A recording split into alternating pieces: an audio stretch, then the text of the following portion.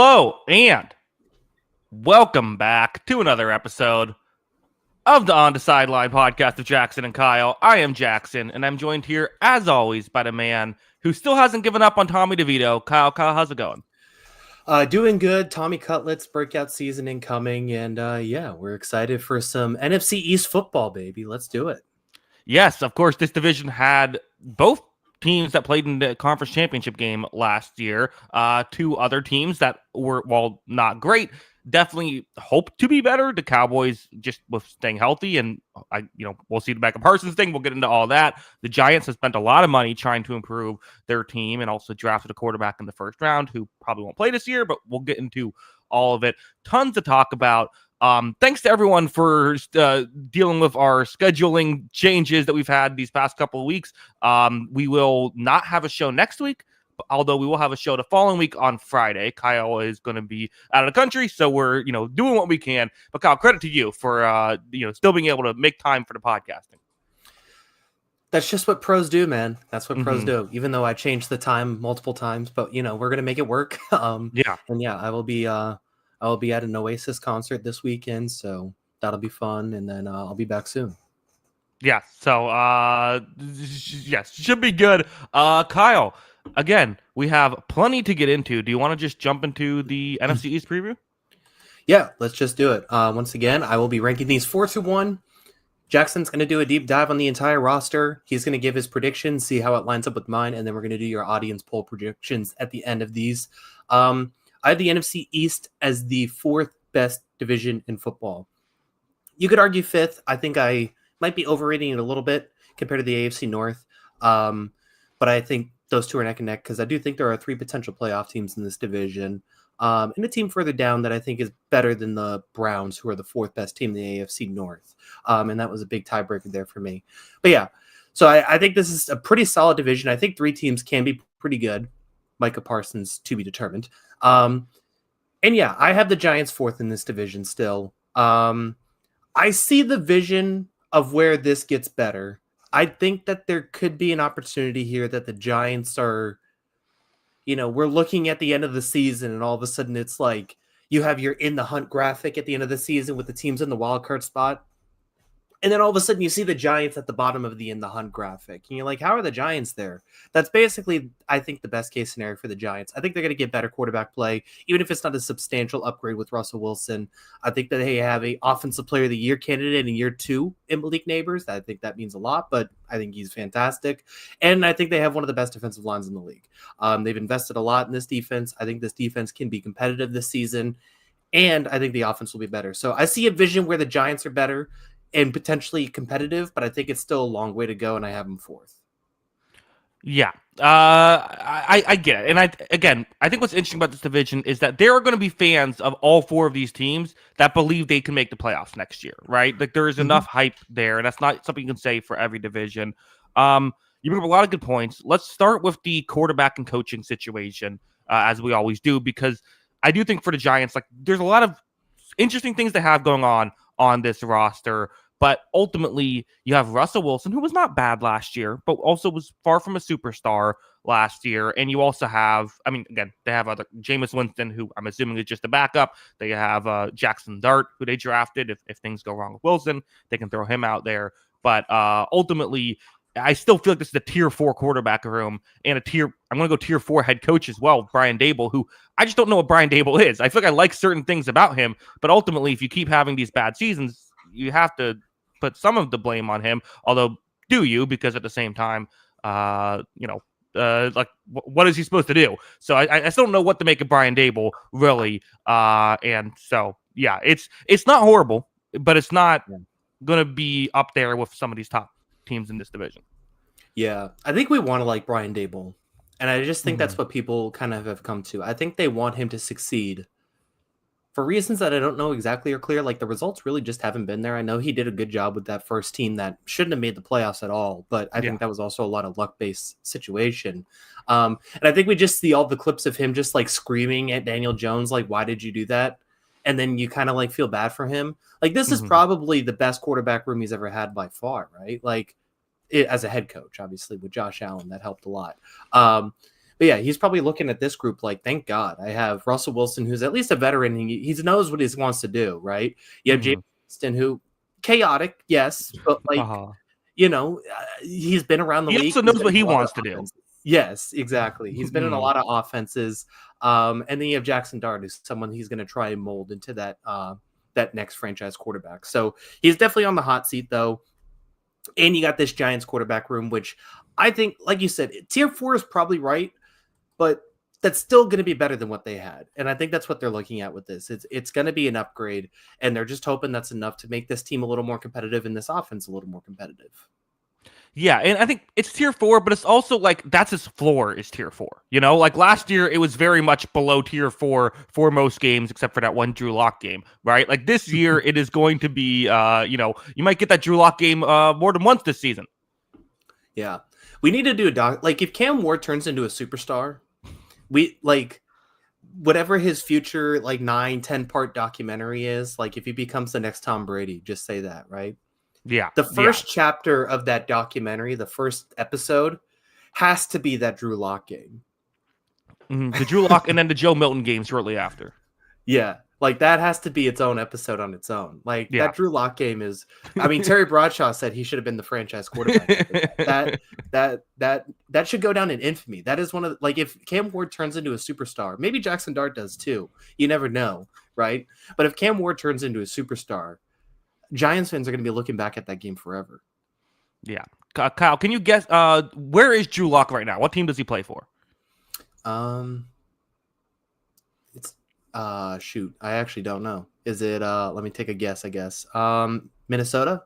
No, he went back to Seahawks, playing for the Seahawks again. I forgot it as well. Oh, I think I did know that. Yeah. It's Seahawks is in kind of in the back of your brain, but you are like, no, he already played for the Seahawks, so that's the issue. Right. That's why it doesn't. Yeah, Kyle, we are talking about Drew Lock too much on this show. Not enough, maybe. We can keep it moving. Let's talk about the receiving core, which is in large part Malik Neighbors and friends, right? But you do have Wan'Dale Robinson, you have Darius Slayton, you have Jalen Hyatt. Like there is Lil Jordan Humphreys in the mix. There is nothing on this receiving core. It still very much is Malik Neighbors and friends, though, right? I mean, this is I think I would still go tier 4 receiving core, even though I love Malik Neighbors, and him alone is what's getting you to tier 4. Yeah, it definitely does make a little bit more sense with having that number one guy, because you always were like, Wan'Dale Robinson's kind of interesting. Darius Slayton has a few games. Jalen Hyatt's that big play guy. I see a scenario. It's another one where I do feel like tier 4 is the floor. And a lot of that is because Malik Neighbors is on this team. I guess if he gets hurt, tier 5. But like tier 4 is the floor if everyone stays healthy or if everyone's on the field, because like Malik Neighbors is that good. And I think like Jalen Hyatt, Wan'Dale Robinson, Darius Slayton are still guys that we believe there is more of a ceiling to. Like they're not number 1 receiver, number 2 receiver ceilings, but probably better than what they are. I also kind of like Theo Johnson as the tight end. Like he showed the very briefest of flashes, but he has a ton of athleticism, and I think he could be another guy too. So all that put together, and then kind of as I teased at the top of this thing, like, yeah, I think Malik Neighbors has offensive player of the year potential. I think he's that good of a receiver. I think he could be, maybe not this year, but I think he could be pushing on that top 5 tier 1 level receiver very, very soon. It's not impossible. I think the situation makes it a little tough, right? I mean, like, Jamar Chase gets to play with Joe Burrow. Justin Jefferson gets to play in a Kevin O'Connell scheme. Like, you don't quite have that luxury with Neighbors. But I don't think him getting all pro votes is out of the question. Definitely not. And he's going to get plenty of touches. And, there are going to be plays where Russell Wilson just says, he loves to grip it and rip it. He loves to throw that ball down the field. And he has a great deep ball too. So, like, there's going to be opportunities for him and Jalen Hyatt to hit that deep ball that would be pretty enticing for Giants fans, because, that is something Hyatt's supposed to be doing. And then we know Malik Neighbors can do it all. One issue for the Giants over the years hasn't just been a quarterback who can throw the ball to the receivers, but also can have time to get the ball to the receivers. The offensive line here, Andrew Thomas is fantastic. Again, if he stays healthy, no issues there. You added Jermaine Luminor, who I believe is probably gonna end up starting over Evan Neal this season, I would assume. John Runyon and Greg Van Rotten for the guards, John Mitchell Smith Jr. for the center. None of these guys, other than Thomas, are stars. In fact, they might all be like C- players, with the exception of Thomas. But, like, that's not horrible. That's not a bad situation to be in. I'm being a little bit negative towards the other positions, so I'll be a little bit positive here. I'll go tier 3 for the offensive line. Yeah, at the very least, it doesn't feel like it's a weak link. I mean, it still kind of feels like a weak link at times, but it's not. It's better. I mean, it doesn't feel like a weak link because of the rest of this offensive personnel. Yeah. Well, compared to what this offensive line has been like the last 5-6 years, this feels like a miracle too. So, yeah, I think that this should be okay. You hope it works out, and then I mean, I guess it sounds like they're trying to move Evan Neal to guard, and I'm not really rating that all that much either, but I mean, maybe it works. We'll see. Crazier things have happened, but yeah, I think it's a very average offensive line in Andrew Thomas. I agree, or below average offensive line in Andrew Thomas. Yeah. Overlap 618 with a super chat saying, "Attention, Jackson. This is Overlap, the moderator of this channel. How much to do a video of best wide receiving core in the NFL?" I always read it as corpse. Best wide receiving core in the NFL. I don't know. I'll consider making one. Overlap. I don't think you need to pay for that. Yeah, it's hard. That's the thing. No one's going to agree on that video. Yeah. I mean, that might be harder than the top ranking the 32 quarterbacks that nobody likes our video. Yeah, because everyone likes their receivers, right? Like, there's no one who's there's people like, I don't think, like, there's Cowboys fans like, I don't think Dak's that great. Like, no one says that about their favorite receiver. Every Cowboys fan loves CeeDee Lamb. I do too, but you can rate the Patriots a little bit lower. That's fine. Okay, I guess that's fair. Running backs for the Giants, there's no Saquon Barkley here, but you know what? I like what Tyrone Tracy was able to do last year. They also added Cam Skattebo, who I think we were both fans of coming out of college. A bit of a controversial prospect, but should be interesting. Devin Singletary in the mix as well. Tier 3 running back room for me, Kyle. Yeah, I agree. I like Skattebo. I mean, you get excited for Skattebo and just what he does. Yeah, I like that a lot. I like Tyrone. I like what I saw from Tyrone Tracy, and then Devin Singletary is a pro, so I like that room for sure. It's I still feel like they made the right decision not paying Saquon Barkley, even though it looks stupid because Saquon Barkley was amazing last year. But at the same time, like, this team didn't need a Saquon Barkley. That's just what it was. Yeah, this is totally a conversation for another podcast, perhaps, and we probably did it about a dozen times last season. Overlap 618 says, "How about a 20-bone pipe down, Kyle? No one asked you." Again, Overlap, pay me what you want. I will consider making the video. That is what you are getting. If I keep talking back to Overlap, does he keep sending us money? maybe, yeah. Half it goes to you. I mean, you can negotiate with him if you want. Yeah. I don't know. I think you should do running backs over receiver corps. That's what I think. What does Overlap know? Yeah. Okay. As Kyle tries to hustle Overlap out of more money, we can move on here. Spaceballs 2, the search for more money. Yes. Thank you for that. The secondary for the Giants is an interesting one. Again, put a lot of money into this, right? Adding Paulson Adebo, adding Javon Holland. I think it makes sense to try and get more pieces here. You have Andrew Phillips. You have can Deonte Banks take that year 2 leap? For the safeties, you have Tyler Nubin and Dane Belton as the other safeties. A lot of pieces here, and Kyle, you know me. I'd rather have a secondary with 7 guys that could work out than 3 guys that you trust, because you can just never trust secondary players. So yeah, I don't know exactly how this is going to go, but I like the depth. I do think they have a couple stars here. So not to mention some linebackers who can play as well. I think I'm going to go tier 2 secondary. Is that a hot take? That feels a little hot. Okay. Would you believe me? Yeah. It still is the weak link thing to me. Like, there are stars here. I love Javon Holland. I think that was a steal of a contract based on some of the other values out there. Adiba's a good player. I don't know if he's a number 1 corner, but he's going to have to be number 1 corner, and I think he's fine. Drew Phillips is a good slot corner. Nubin's fine at safety. I agree with that. That second corner spot, I mean, it's year 3 of Deonte Banks, and he was PFF's 108th rated corner last year. So that is definitely going to require a substantial leap forward. We've seen guys in year 3 have breakout seasons. It's not out of the question, and I do think that he has talent and it could work. But they're going to definitely need someone for that second corner spot because the rest of the investments may not matter if they're getting picked on one side of the field. You have Cordero Flott as well, who might be the guy. Kyle, I said I will defend my tier 2 ranking. In a second you started talking, I said, that's too high. I think tier 3. I'll go down to tier 3. I'm not going down lower than that, though. Javon Holland is a great player. They have great players here. The middle should be great. Adebo can cover his side of the field well, and you have a good nickel as well. I do agree, though. That second corner is a question mark. So, again, they have several guys who could be successful there, which is what I like about it. Yeah, I think there are options there. And it's still even Adebo, like I said, he's got 6 games. I mean, we'll see again, another trade speculation thing, contract speculation thing. He's got 6 games in theory against AJ Brown, CeeDee Lamb, and Terry McLaurin. Mm-hmm. Obviously defensive schemes don't work that way. It's not all on him to stop those guys, but he is the number 1 corner matched up with those guys in a lot of situations. So, can he be that guy too, along with having that big problem at your other corner spot?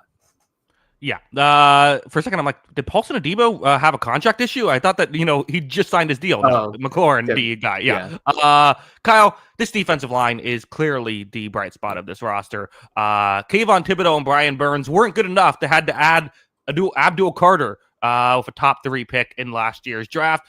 You have Dexter Lawrence, superstar on the interior, and still some other good interior guys. Like Roy Robinson Harris, Jeremiah Ledbetter. You also have Nacho, Raheem Nunez Roaches on the interior. Elijah Chapman. There's a lot of good pieces here. Like I said, good linebackers, Micah McFadden, Bobby Okereke. Why not, Kyle? Tier 1's across the board here. Tier 1 pass rush, Tier 1 run defense. This should be a great front 7. Yeah, I mean, you could argue it's the best front 7 in the league, potentially. If Abdul Carter's awesome, what we expect, you could argue this is the best front 7 in the league next season. With Dexter Lawrence just continues to put together all-pro seasons. He's amazing. We argued it. We talked about, or we didn't really argue it. We agreed on it. They overpaid for Brian Burns in the offseason. They did. But at the same time, they got good production out of Brian Burns. Brian Burns was a really good player for them last season, kind of under the radar. I felt like there was more talk about his contract than his performance.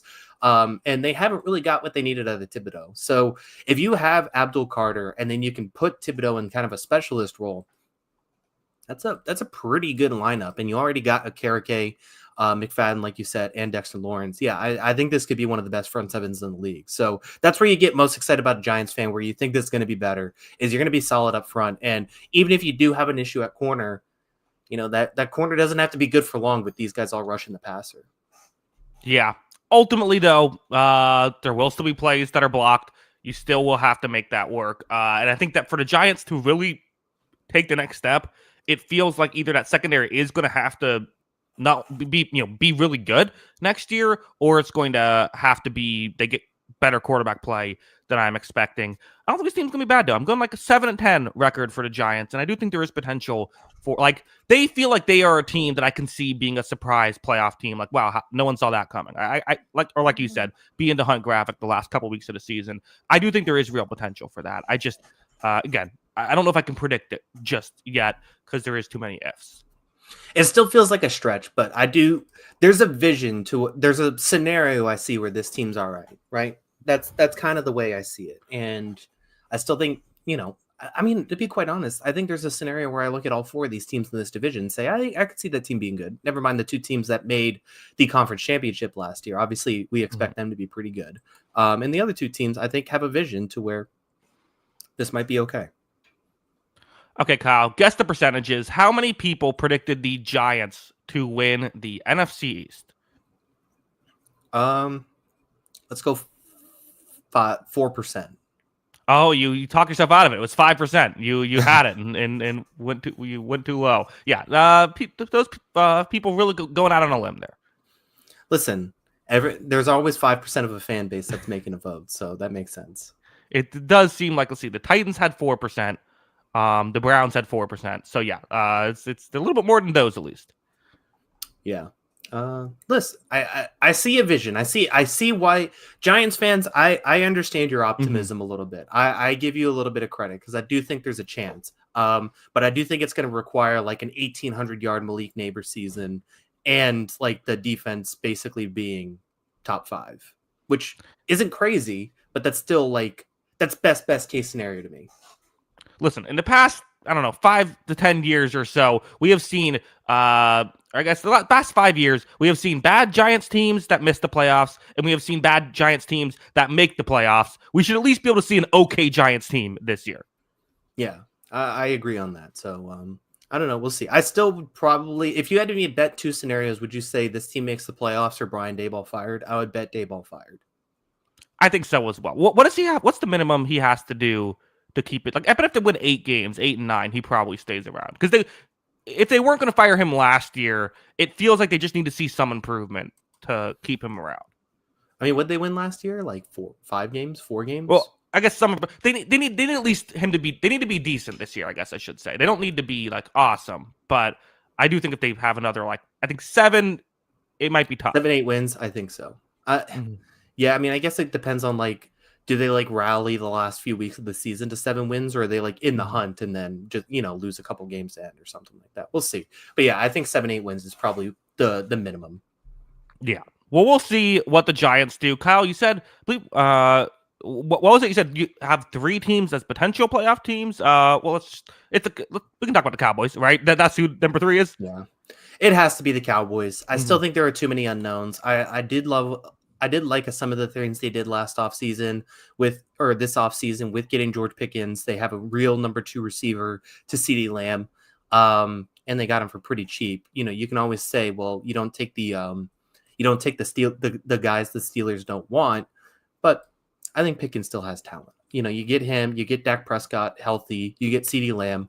That's at least something. Like that offense is going to be okay. Just looking at that, I still think there are some issues, particularly running back, offensive line, and then I don't know. This defense just has too many. Like it's a star-driven team, and I don't know how much of the stars I even trust. And I'm evaluating this right now as Micah Parsons still on the team, but it definitely makes me waver a little more than the fact that he may not, and he's requesting a trade publicly. So. Yeah, I think that the Cowboys still have some issues to work out, and I still think that they're a bit away, but there are still really good players on this team that you can get excited about. Yeah. I don't know. Cowboys have somehow, they're a weird team. They're like the Bengals where it's like, they just like, you can't talk about them the way you talk about everyone else. Like there's odd things that they seemingly do. Let's just talk about it. I mean, first you have Dak Prescott, which like that's, step 1 to being better is just getting 17 games out of Dak Prescott, right? Who, like, I have as a tier 3 quarterback. I know some people would have that as higher, but, like, he's still very much better than, I guess, Joe Milton, who would be the backup in this scenario. Yeah. I mean, he's a tier 3 quarterback who has had multiple, like, tier 2, I mean, you can honestly say tier 1 seasons. Like, he had a year where they had the best offense in the league. They had a year where he was the second in MVP voting. So the ceiling for Dak Prescott is still much, much higher than anything else. But I think overall, you take the good and the bad, he's tier 3. Yeah. And then the head coaching thing, which again, it was weird. I felt like they hired Brian Schottenheimer just because he was around. I'll go tier 4 for the same, like, he's unknown. We'll see. I don't want to go tier 5 just because he's unknown.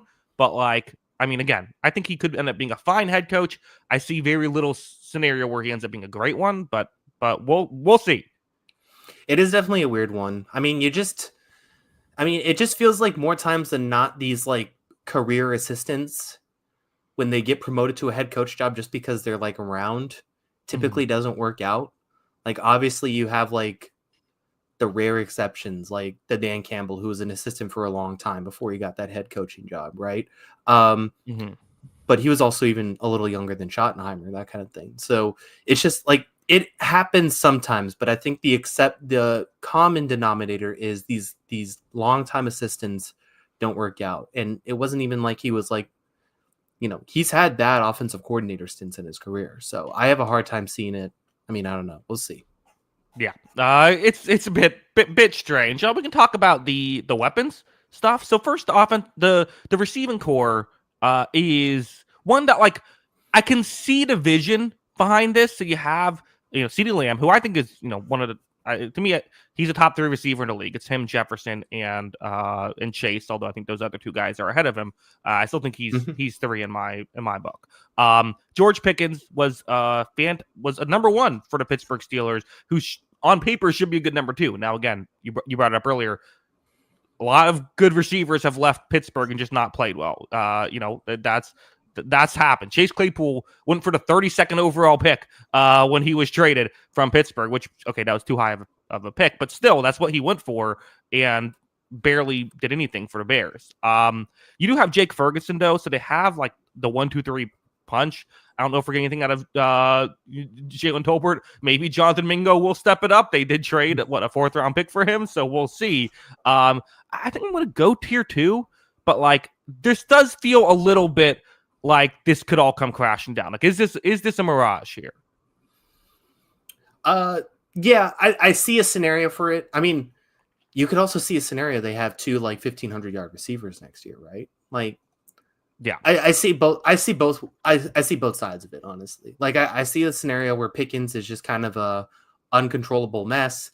You know, he leaves Pittsburgh, he's just not as good. It's the same sort of thing over and over again. We've seen it time and time. But I also see a scenario that they just have these 2 outside receivers who are totally dominant. So I think that there is some risk still with this, but I think the reward is what they're banking on. And yeah, those if Pickens is as good as even if Pickens is as good as he is, well, or as good as he was in Pittsburgh, in Dallas, and you get a typical CD Lamb season, like that's potentially a tier 1 receiving core on its own. Never mind adding Ferguson and all that. So like that just feels like it's the risk is worth the reward for me. Yeah, and I completely agree. Running backs real quick. You have Miles Sanders, Javonte Williams, both guys who have had good snaps in this league, have had good moments in this league. I don't know if they've been too recently though. I don't know. Getting a couple of cast-offs from teams that have not guys just haven't played well recently. They do have a 5th and a 7th round pick from this previous draft as well in the mix, but it's tier 5 for me. I mean, every team has somebody to help play as well. Like, this is not what you want going into a season. Yeah, it's not good. I mean, we waited for so long for Javonte Williams to kind of put it together in Denver, and he just didn't. So I'm not expecting it here. And then we're obviously going to talk about it. He's not going to be put behind the best offensive line, I think, in the league either. Yeah, I don't think it's horrible. This offensive line. I mean, we can again. We'll talk. Like, you have Terrence Steele, who I think is a solid right tackle. The Tyler Guyton thing, he just wasn't great as a rookie. That was one of those things where the Cowboys have actually drafted really well when it comes to offensive linemen, but that was not a great start. We'll see if he can step it up. You do have Tyler Smith as well. Cooper Beebe as the center, and then for the other guard, will it be Robert Jones or will it be a Brock Hoffman for those 2 spots? And then of course you have Tyler Booker, the 1st-round pick. I guess he'll be the guy. So we'll see what he does with the with that. But I don't know. I don't hate this. Yes. 2 completely unproven guys. That's kind of the issue. But I'll go tier 3 because I do like the other guys, and I think there is potential with the 2 question marks, 2 of the Tylers. Yeah, there is potential. It's just really young players to be put in this situation. I mean, obviously, this team has had a great offensive line for so many years, and you probably just bank on them figuring it out because this team has done it so often. But you had so many years of Tyron Smith and Zach Martin on that line that all of a sudden those guys are gone, and you're left picking up the pieces here. It could just be like a developmental year for these guys, especially. Yeah, and that's what I expect. You would like to have another veteran in the room here, and I guess they kind of do, but like I think you would like. I would like to have like I don't like multiple unproven guys on an offensive line. I get it. I mean, maybe like a healthy Lyle Collins could like bump in and provide something, but I'm not optimistic about that either. Yeah, and when's the last time he's played well? I mean, since before all of his injuries. Yeah, exactly. Yeah, I wouldn't bank on it. Kyle, this is the weirdest secondary of all time, right? With the Deron Bland, Trayvon Diggs duo that they both been in like defensive player of the year discussions in weird ways. Kair Elam is the 3rd corner who's probably going to have to play meaningful playing time, with this team. Yeah. Which I mean, you do have a Siobhan Revel as well, or no, did he get injured? I'm trying to remember, but you have Donovan Wilson and Malik Hooker, good safety duo. You definitely like that. I don't know. Again, I depth is so important. So like, and I also don't know what to make of Bland. I think Bland is just good if he can stay healthy, which has been an if. Diggs, I still don't really know what to make of him. He's for a position that is already fluky year in and year out, he is even more so fluky year in and year out.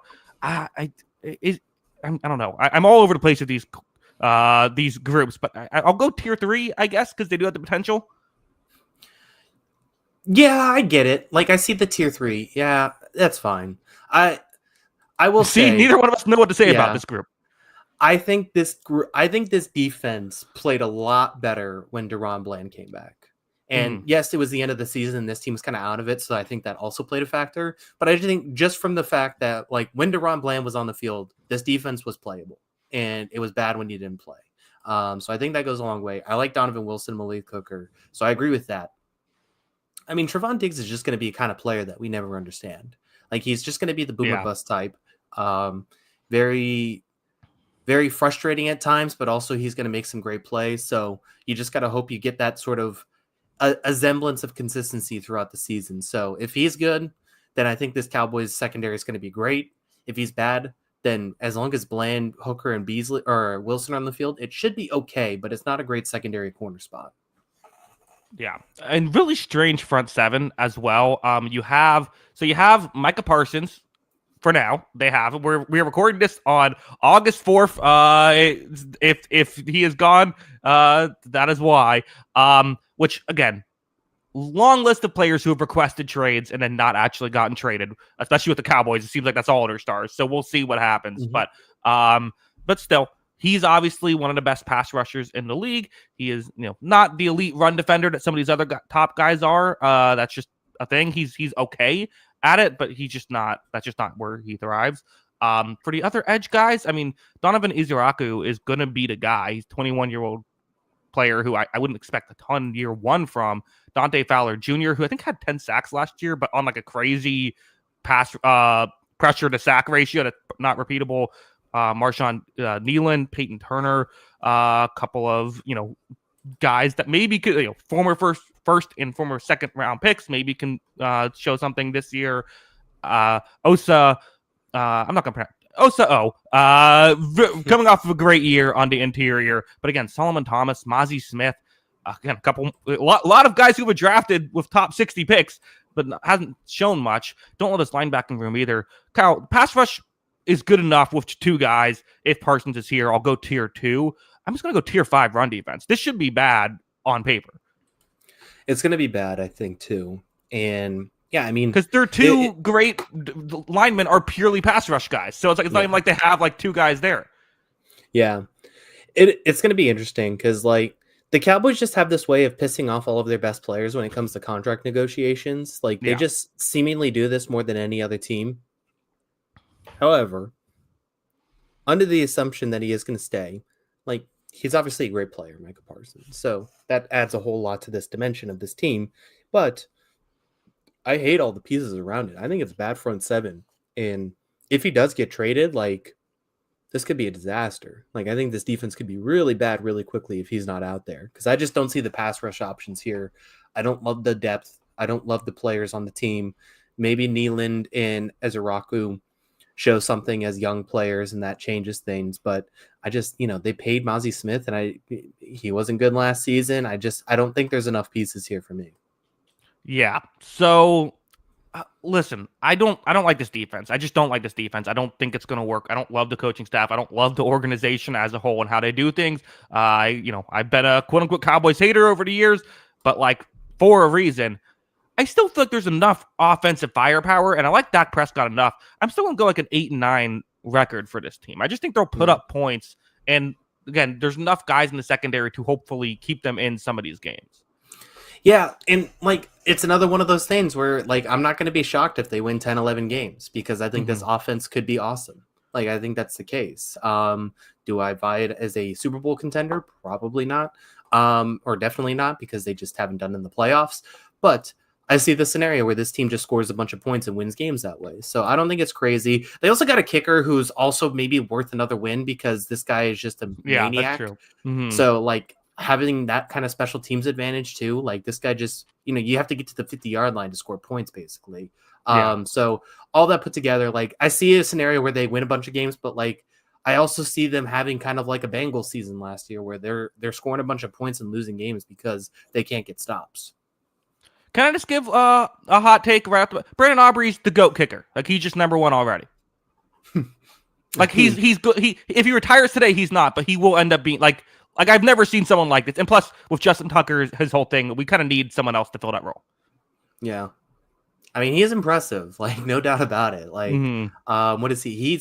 I think he's for his career like 24 of 27 from 50 plus. Multiple 60+ yard kicks. Like it's nuts. Yeah. I mean, he is pretty awesome. I agree. Yeah, that's like not a horrible like extra point percent. Like it's not good, but it's like there's guys who will do that in a year. Yeah, it's nuts. Yeah, he is definitely a freak. I agree with you. Yeah, in a different way than Justin Tucker. Yeah. Okay. Let's move on, Kyle. 2 teams left, and listen. 2 teams that were competing for the George Halas Trophy last year. Like these are 2 very good teams. One had a lot of cap space and was able to get better. The other had to make some tough decisions, had to let some guys walk. So in theory, maybe there's potential for the Commanders to jump the Philadelphia Eagles. Kyle, who do you have? Oh, wait. Before I get there, I had such a good intro too. Before I get there, guess the percentages for the Cowboys. What percent of the community feels the Cowboys will win this division? I'm going to go 8% for the Cowboys. A little bit high. Only 6% have the Cowboys winning the division. That feels, I mean, there's 2 other really good teams, so that kind of shoves the percentages down a bit, but that still feels a little low. So 11% for the bottom 2 teams. So we're going to have a high number here, I think. Yeah. Well, let's get into it, Kyle. Who do you have finishing second?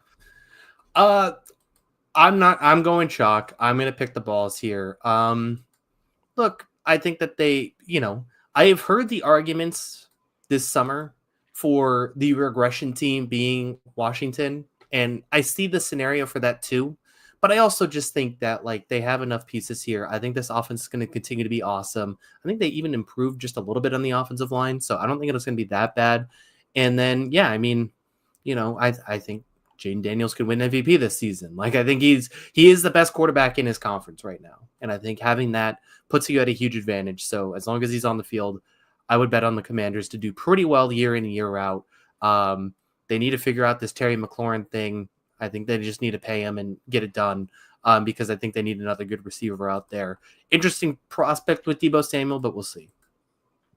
Yeah. I mean, well, let's just start with the Jaden Daniels. That again, it goes to show how much an elite quarterback means. Jaden Daniels was playing on elite level last year. Him and Dan Quinn are both going to be tier 2 for me. And like I think Daniels was tier 1 last year. And I think you could argue Dan Quinn was tier 1 last year. It's just simply the sample size thing of, people have made the CJ Stroud comparisons. And while we've kind of pushed back against that because we feel as though Daniels has played significantly better than Stroud did. I also think that you agree with me that Stroud didn't necessarily play as bad last year as people think he did.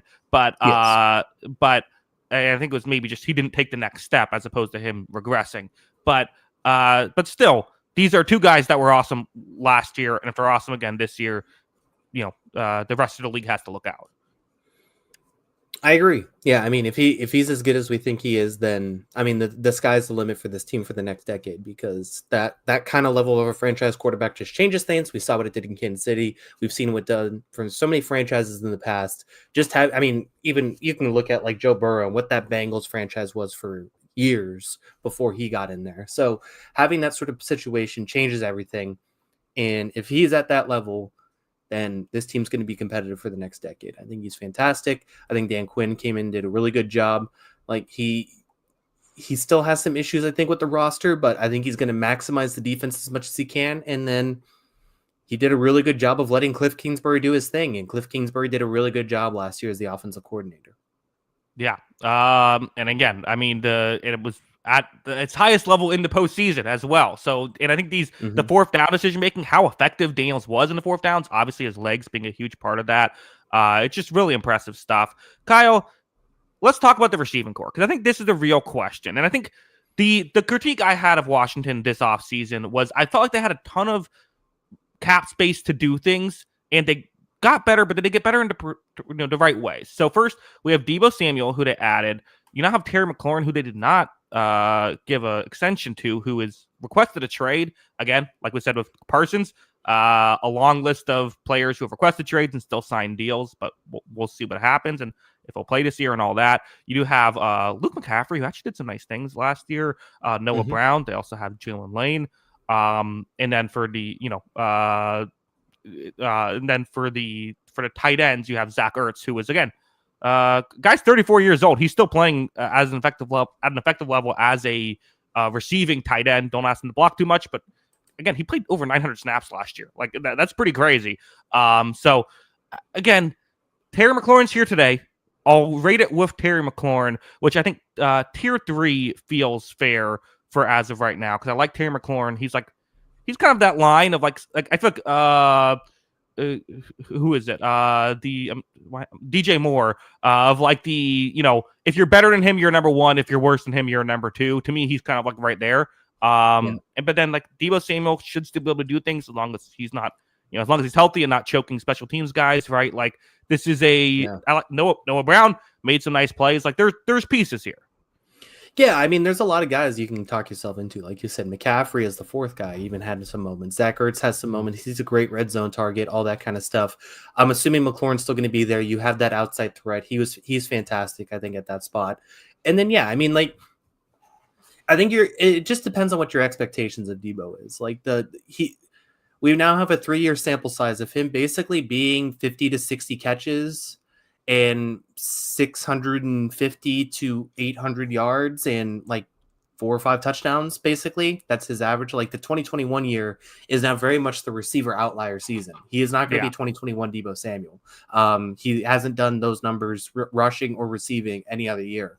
So I think if your expectations are you're going to get like 700 yards catching, a few touchdowns, maybe get a couple touchdowns on the ground, then I think Deebo Samuel could be a good number 2 receiver in that spot. If you expect him to be a star, that's just not what he is. And I think that's fine.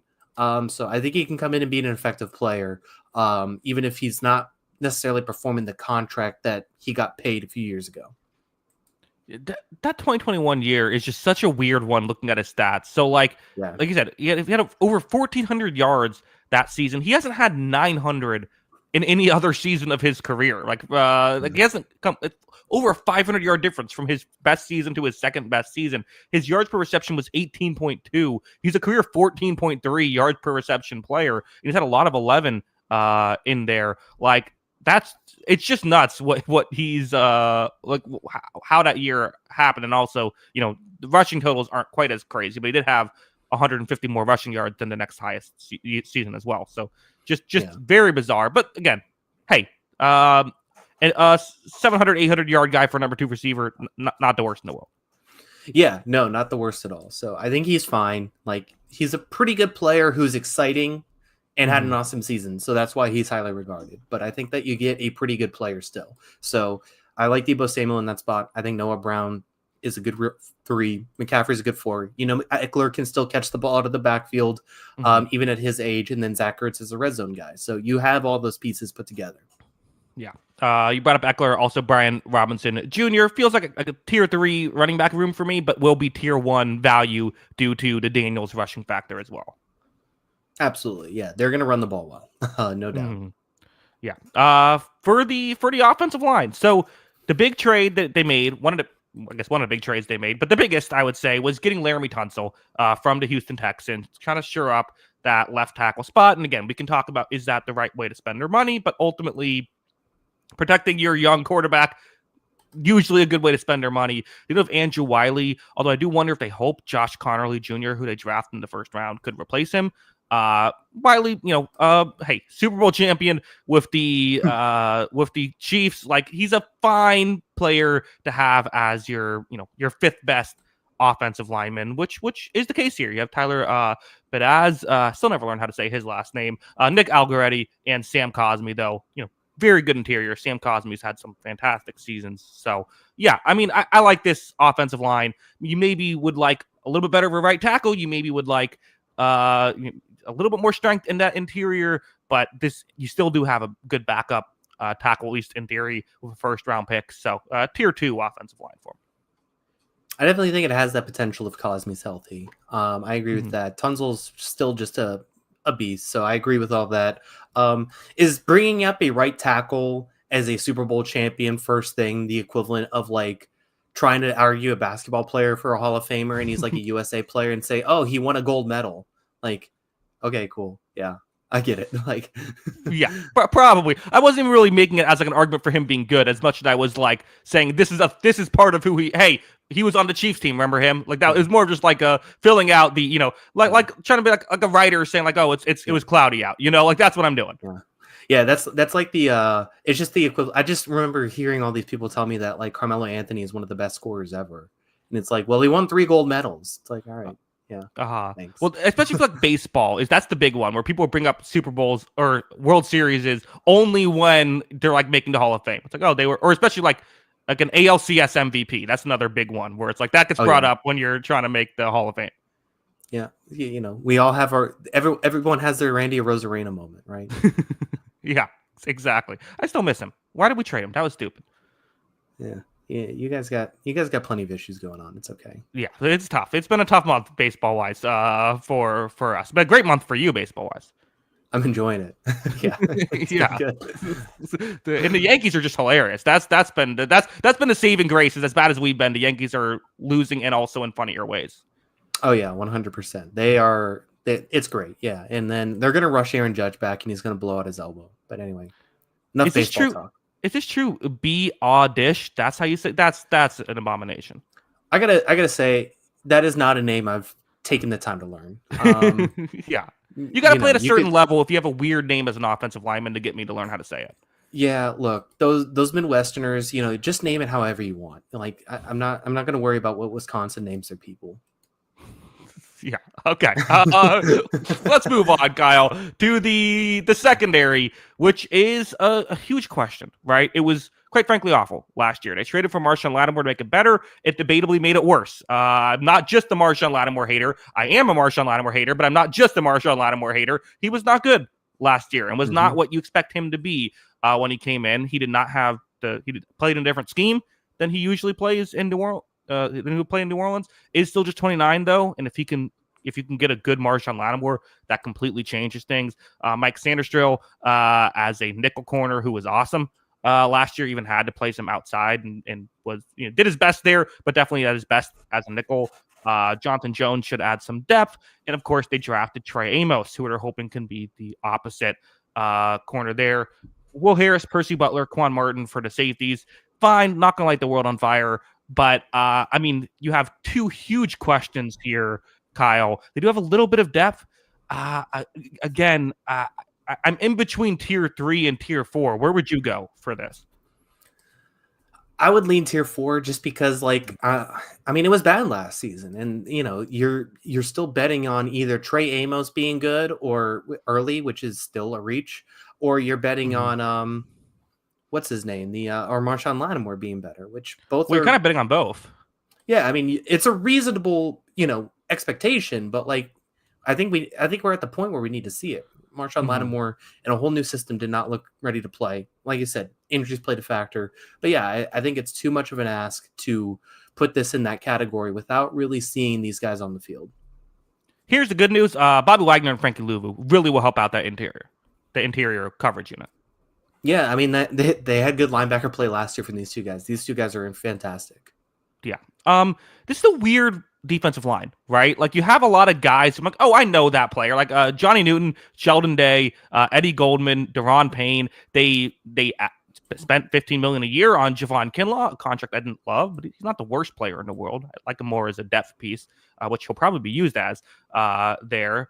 Again, the edge rushers, you have Cleveland Ferrell. If you're wondering where he ended up, that's where he is. Jalen Holmes, Dietrich Wise Jr., Dorrance Armstrong, and Von Miller, the biggest name here, 36 years old, is really a pass rush specialist at this point. And that's how the Bills used him last year. And he was good last year as a pass rush specialist. But that's what you want to utilize him as, again, I like the linebackers. They have depth here. The run defense should be fine. I don't know if it'll be great.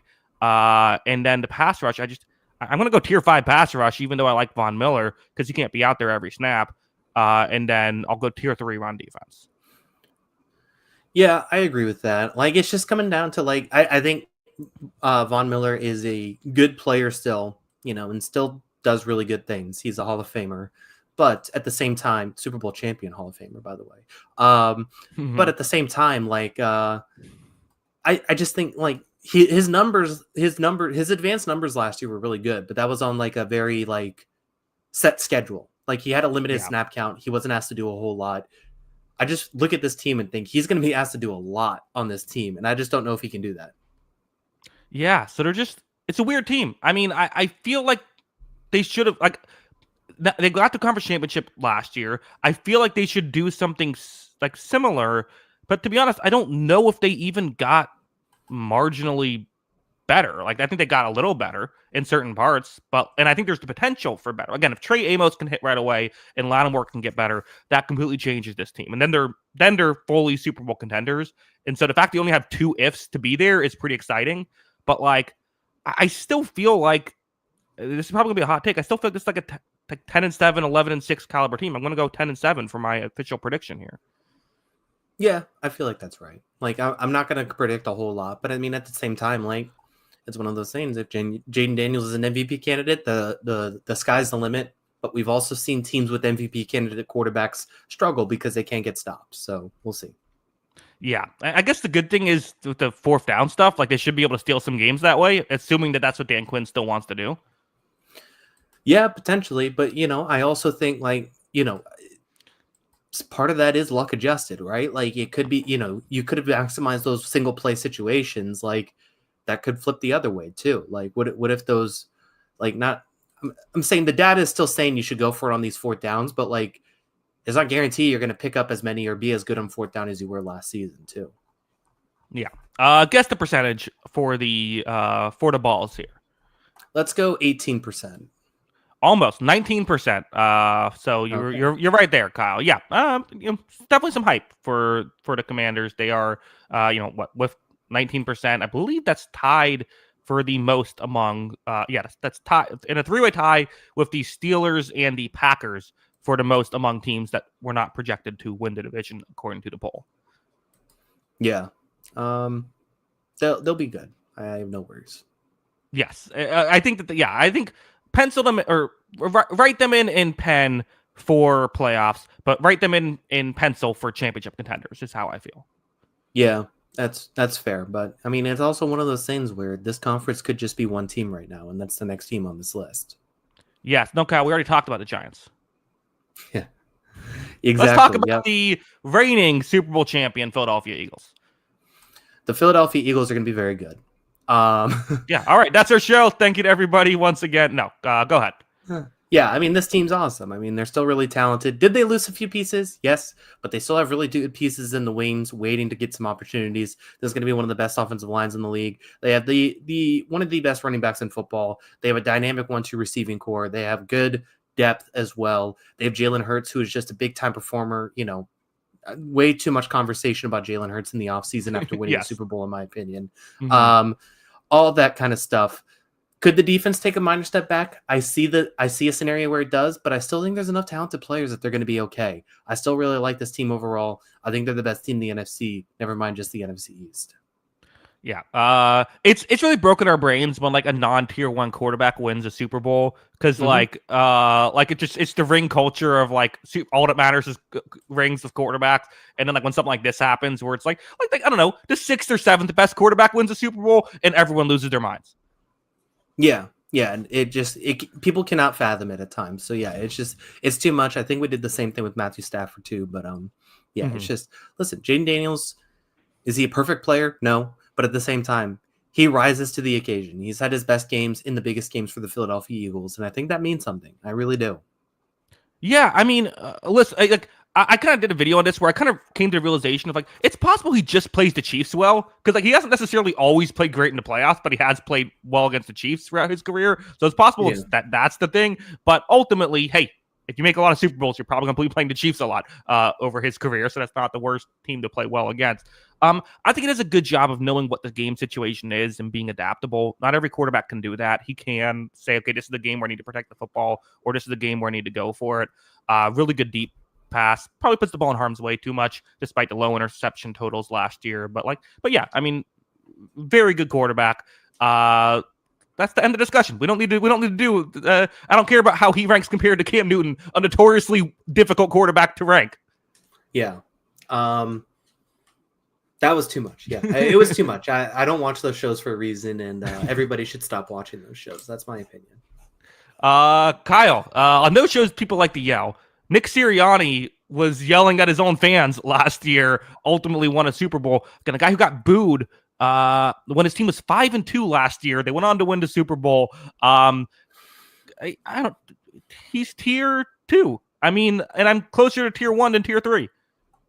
He's resilient, man. Like he continues to battle. Like another one where I don't think he's perfect all the time, but he does a lot of good things. And he's another one. He's aggressive on fourth down. He hires the right staff and personnel. He's had a lot of good staff members on his team too, coaching staff. And him and Vic Fangio as a defensive coordinator are a dynamic duo. Yeah, right. He has not always hired a good staff. We can say that is the one knock against him. He is someone who 2 years ago did say, Matt Patricia, why don't you try calling plays for a bit? That was probably a mistake. Yeah, I would take that back too. But you know what? Hey, you're not judged on never making mistakes. You're judged on the good things you do sometimes. And he was able to do a lot of good things. So yeah, there is that. Kyle, offensive line, Jordan Mailata, Lane Johnson, interior, Landon Dickerson, Cam Jurgens. And then Tyler Steen is the one kind of question mark as he's projected to be. I mean, I guess it could be Kenyon Green as well, who they did trade starting safety for. I'm assuming Steen will be that's the question mark, right? You kind of just have to go tier 1 given how good those other 4 guys are and history. But that is a sneaky underrated thing. This offensive line could take a step back next year, this upcoming season, given that other guard position.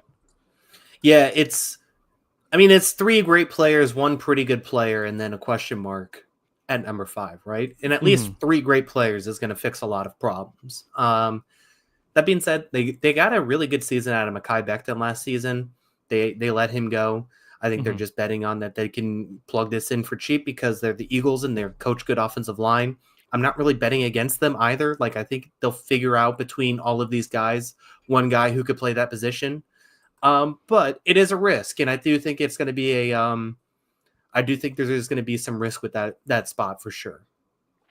I will say, I mean, when Donovan Smith and Jawan Taylor went to the Chiefs, I was kind of I don't know about this, and Chiefs fans were like, yeah, but the Chiefs they get offensive linemen. That didn't work out, right? It doesn't all sometimes there's teams that get offensive linemen, and then it turns out, the player still does matter. Yeah, the player definitely still does matter. So we'll see how it goes, but I do think there is a little bit of reason for optimism still with a lot of reason for optimism because this team has had good offensive lines. So it is a concern for sure, but it's not if I'm an Eagles fan, I'm not thinking about this every day for sure. You are thinking about every day if you're an Eagles fan is this weapons room. Saquon Barkley with A.J. Dillon as a change of pace back, which is just unfair. A.J. Brown, who is, again, I still think a top 5 receiver in football. Devonta Smith, who is a top 25 receiver in football. Dallas Goedert, who's one of the best receiving tight ends in football. I'd like a better receiver 4 than Jahan Dotson. So can't be tier 1. No, of course it's tier 1, Kyle. This is absolutely loaded. Tier 1s for both running back and receivers. Everything you wanted to Saquon Barkley, you got more. You got that and more. He was amazing. Yeah. I mean, he was one of the best players in the league. So can't fault that at all. AJ Brown, Devontae Smith, Dallas Goedert, like you said, all that's really good. Maybe we get a year 2 Johnny Wilson thing too. He's got some length. He's got some stuff out there. I think that there's a lot obviously to love about this team. So yeah, this skill position group is awesome. Yeah. It's really good stuff. We can go over to the defense, Kyle. The safety thing or the secondary thing is interesting. So they did, like I said, they got rid of C.J. Gardner-Johnson, who was a good player for them. Again, not their star, but you made a big play in the Atlanta game that we thought was going to ice it. Like, someone who can make plays and just was a solid player. They have drafted Andrew Mukba. I learned how to say his name and then I forgot it. Akuba, that's it. He was with the last pick in the second round. You have Reed Blankenship as well for the safeties. The center, Quinyon Mitchell, Cooper DeJean, and Adoree Jackson. Again, there is maybe some questions of depth here. If someone goes down, will they be okay? Last year they didn't have those, but losing Darius Slay is going to create those questions. But this is still tier 1, right? I mean, these are really good starters. It is really good starters. Like the big thing is just going to be like, can Ringo or Adoree Jackson step into that spot and be okay? But they didn't have like an awesome Darius Slay season. It was good. So I think overall you're pretty good about that. I love Quinyon Mitchell. I love Cooper DeJean. And then you have these safeties as well. So all that put together, you had good coverage linebackers last season. You are going to be in a very good spot with this team no matter what. And as long as those guys stay healthy, it is a bit of a risk, definitely, but there was going to have to be some risk taken with their cap situation and letting some guys go. Yeah, and they did keep Zach Bond, who will be obviously was an all-pro at the linebacker position. You assume the same. They drafted Jahad Campbell, so and Nakobe Dean will hopefully at some point be healthy. I don't know if that's going to be this year though, but you at least you do have. Okay, again, the concerns they have are guys who I still feel like could play well. Campbell is a guy who I really like coming out of college. Okay, linebackers don't always step in and play great right away, but they're pretty good here. Just to round out the defensive line, or the front seven, I should say. You have Nolan Smith, who played really well last year. Jalix Hunt would like a little bit more depth, especially with how the Eagles like to operate with their edge rushers, Aziz Ojulari. I mean, listen, Josh Sweat was an every down player last year. They're losing that. That's a lot of snaps they have to make up for. You do have Jalen Carter, Jordan Davis, Moro Ojimo on the interior. Still should be really good stuff. Should still defend the run as good as anybody. I'll go tier 1 there. And Jalen Carter will do a lot of good stuff pass rush. But Kyle, going to come down hard into edge rush, into pass rush stuff. Only tier 2 pass rush. The Eagles don't get tier 1s across the board. Tier 2, that's fair. Yeah, I mean, I still like a lot of these pieces. There are still questions. You lose Milton Williams. You lose Josh Sweat. That's going to obviously be a big hit. But I still think it's going to be okay, Joshua Uche, obviously it hasn't worked out for him, but like he's still a few years removed from a double-digit sack season, and he's potentially your third or fourth edge rusher. You mentioned the linebackers. Yes, Nakobe Dean is hurt right now, but like you have Jahad Campbell you drafted. I still kind of like Jeremiah Trotter too, even though he didn't do a whole lot last season. He's another guy on their depth chart that they drafted recently. This is year 2 for him, so maybe he's a little more ready to play, where Campbell has kind of worked into things. So they have depth. They still have talent, and I mean, they've just invested so much in this defense. They are still reaping the rewards. They're still too deep, it feels like, at a lot of positions, especially linebacker, and they have options at edge that can at least work. Yeah, exactly. I mean, again, there's a lot of teams that would kill for this edge rush group. This is maybe not kill. I don't know. Maybe like stab someone, like a non-fatal stab. No, they're definitely killing. That's right. Okay. Yeah, you're right. That's true. There's teams that would like kill for like Jalix Hunt alone. Yeah, I would agree with that. Yeah, I think it's very competitive. We won't get into all that. Kyle, I think this Eagles team is ridiculous. I think that they are going to be just as good as they were last year. A team that, again, really, if they didn't have injuries, had a chance. I mean, they lost to Tampa Bay when they were banged up. They lost to Atlanta in that weird game where they kind of blew it at the last minute. And that was pretty much it. And also with Hurts being banged up. This team's healthy. I think a similar thing's going to happen. I'm going 15-2 for the Philadelphia Eagles. I think this is a dominant team. They're really good. I think they're still the best team in the NFC. Mm-hmm. A couple questions, but at the same time, like I said, they have drafted so well. They have so much young talent. You kind of just bet on the Eagles right now. I think they've done a lot of really good things. And yeah, I mean, barring a crazy injury season like they had a couple seasons ago, I think they're going to be all right no matter what. So I am buying in on the Eagles still, and I think they are still the class of this conference.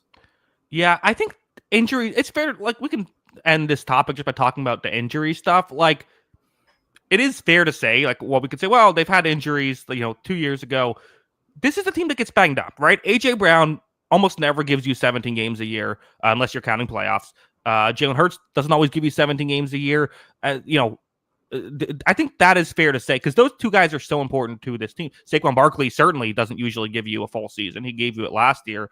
But, like, again, we're hoping that they all stay healthy. But that is, last year was kind of a miracle to all of their key players stayed healthy, even if they had a couple of starters who did go down with injury. Yeah. I mean, it is one of those things where, I mean, they get banged up. They play a physical brand of football. I mean, that's just going to naturally happen sometimes. And I mean, even if you look at it across the board, though, like you said, AJ Brown doesn't stay healthy all the time.